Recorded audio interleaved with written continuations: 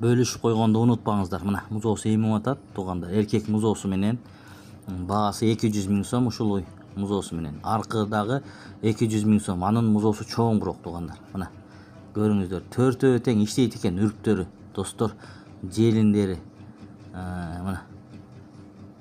Бул жагынан да саап көрүп атат. Музоосу эмип атат ар жагынан достор, туугандар. Жумшак деди, желиндери.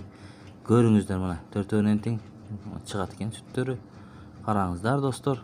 Барып жанынан барып көрөм десеңиздер дагы болот. Барып жанынан көрүп үйдөн алсаңыздар ишеничтүү туугандар. Мына.